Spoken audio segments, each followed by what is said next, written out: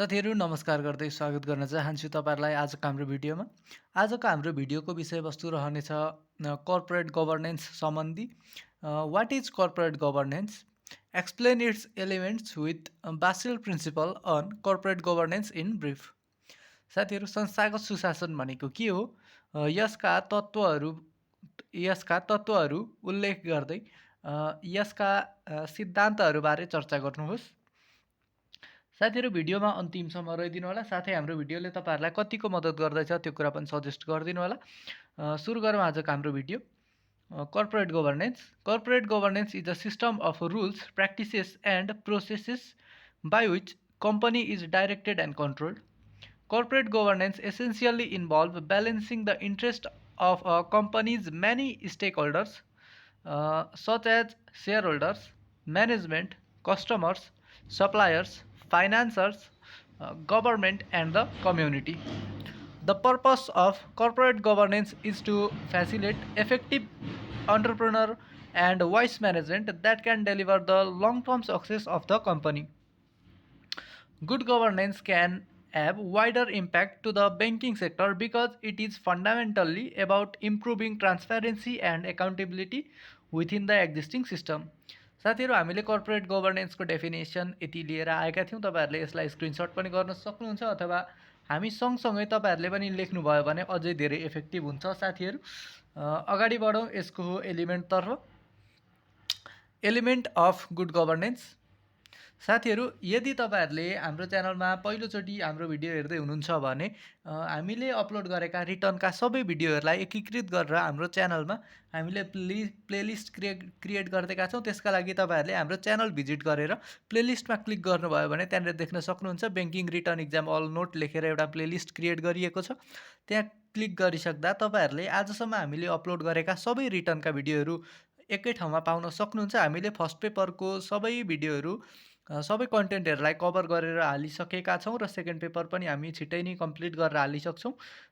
भिडियोमा अन्तिमसम्म रहिदिनु होला। 1 मा रहेको छ transparency. Information should be provided in easily understandable form and media. Decision making processes, action and information should be clear, open and easily accessible to stakeholders. 2 मा रहेको छ accountability. There should be mechanism in place to hold individual and institutional responsibility for their actions, ensuring they are answerable to their decision and performance. त्यसैगरी यसको 3 नम्बरमा रहेको छ participation. All shareholders should have the opportunities to be involved in decision making processes that affect them, promoting inclusivity and representation. 4 नम्बरमा रहेको छ rule of law. Governance should be based on clear and fair laws that are consistently applied to all the individual and institutions, ensuring equality and justice. 5 नम्बरमा रहेको छ effectiveness and efficiency. Institutions and processes should be capable of achieving their intended goal in a timely and resource efficient manner. त्यसैगरी यसको 6 नम्बरमा रहेको छ equity and inclusiveness. Policies and practices should promote fairness, equal opportunities, and the inclusion of all members of a firm. This concept treat all members, stakeholders, directors equal. 7 मा रहेको छ responsiveness. Organizations that their processes are designed to serve the best interest of stakeholders within a reasonable time frame. साथीहरू हामीले यसको एलिमेन्टलाई 7 वटा लिएर आएका थियौँ जुन हामीले तपाईहरुसँग शेयर गरिसक्यौँ। अब यस पछाडी हामी कर्पोरेट गभर्नेन्सको चाहिँ प्रिन्सिपल हेर्छौँ on the basis of Basel committee. सुरु गरौँ यसको प्रिन्सिपल। The corporate governance principle given by Basel Committee on Banking Supervision are as followed. 1 मा रहेको छ board's overall responsibility.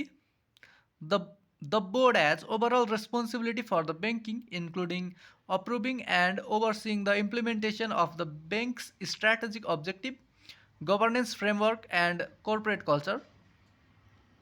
साथीहरू हामीलाई कर्पोरेट गभर्नेन्सबाट सोध्ने भनेको कि त यसको एलिमेन्ट सोध्ने गर्छ कि त यसको प्रिन्सिपल सोध्ने गर्छ। अरू केही सोद्धाखेरि चाहिँ हामीले यी दुईटाबाट नै बनाएर हामी लेख्न सक्नेछौँ साथीहरू। हामीले यही दुईटा यसको यसको एलिमेन्ट र यसको प्रिन्सिपलको बेसमा भएरै अरू एन्सरहरूको पनि जवाफ लेख्नुपर्ने हुन्छ साथीहरू। यसको 2 मा रहेको छ board qualification and compensation.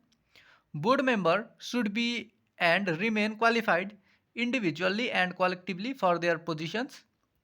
They should understand their oversight and corporate governance role and be able to exercise objective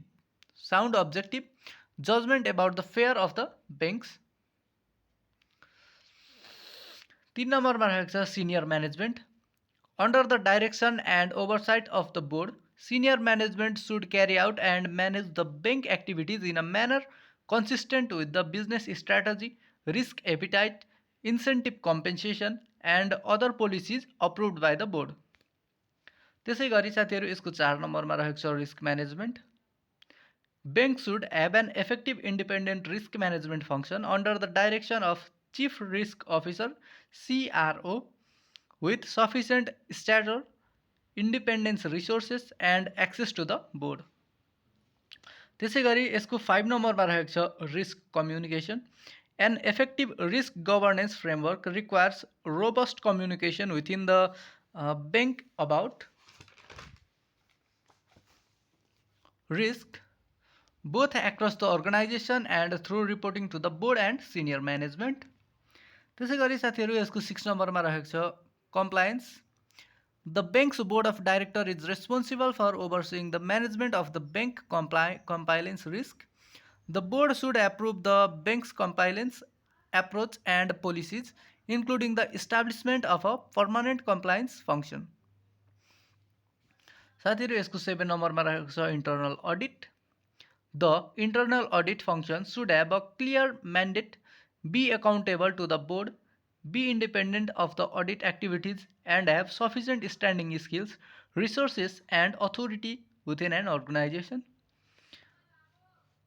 8 नम्बरमा रहेको छ The governance of the bank should be adequate, transparent to its stakeholders, depositor, other relevant stakeholders, and market participants. Sorry, मैले heading भन्न बिर्सिएछु. 8 नम्बरमा रहेको छ disclosure and transparency. The governance of the bank should be adequate, transparent to its stakeholders, depositors, and other relevant stakeholders and market participants. हामीले यसको प्रिन्सिपललाई 8 वटा पोइन्टहरूलाई चाहिँ explain गरेर नै लिएर आएका थियौँ र केही एक्स्ट्रा पोइन्टहरूलाई चाहिँ हामीले नर्मली पोइन्ट वाइज नै राखेका छौँ साथीहरू. यसको एक्स्ट्रा पोइन्टहरू पनि हेरौँ.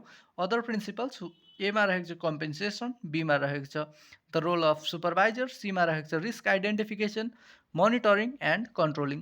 साथीहरू आजको भिडियो यहीँ अन्त्य भएको जानकारी गराउँदै फेरि अर्को भिडियो तपाईँहरूलाई कुन टपिकमा चाहिएको छ, तपाईँहरूलाई कुन टपिक चाहिँ अप्ठ्यारो लागिरहेको छ त्यो पनि कमेन्ट गर्न सक्नुहुन्छ. साथै हाम्रो भिडियोमा इम्प्रुभ गर्ने कुराहरू के रहेका छन् त्यो पनि हामीलाई सजेस्ट गरिदिनु होला. भिडियोमा अन्तिमसम्म रहिदिनु भएकोमा धेरै धेरै धन्यवाद व्यक्त गर्दै हजुरहरू माझबाट बिदा हुन चाहन्छु. हस्त धन्यवाद. Thank you for watching our video till and.